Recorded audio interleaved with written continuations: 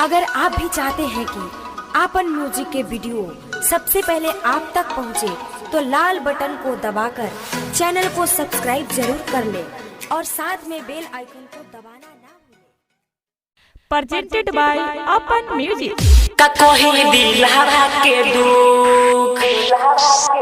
पागल भनी देखी के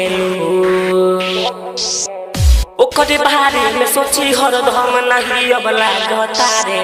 पता ना चल कहीं कसम से बतिया कब हो गई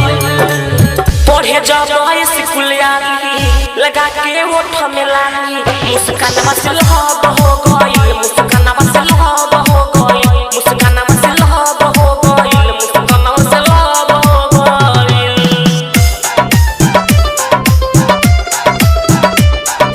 डीजे गोविंद बिहार, डीजे गोविंद बिहार। कवना माटी से ओकरा के शान के बनवलस कितना सोचले होई ढेर रूपई सजवलस कवना माटी से ओकरा के शान के बनवलस कितना सोचले होई ढेर रूपई सजवलस देखिले जब जब हंसी तब तभी बतिया गजब हो गई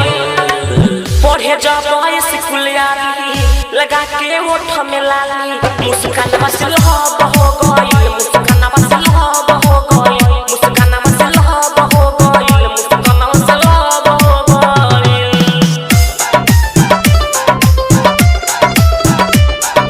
DJ Govind Bihar, DJ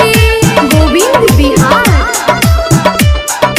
writer अनस हर जगह करता करे चर्चे सुजीत सागर जब खाना खाली तब तब उसर के राइटर अनस हर जगह करता करे चर्चे गानी तो जब जब खाना खाली तब तब सुना सर के मित्रई मरान रवि रंजन हमने पर बराजी हो गई पढ़े जब स्कूल आली लगा के ओठ में लाली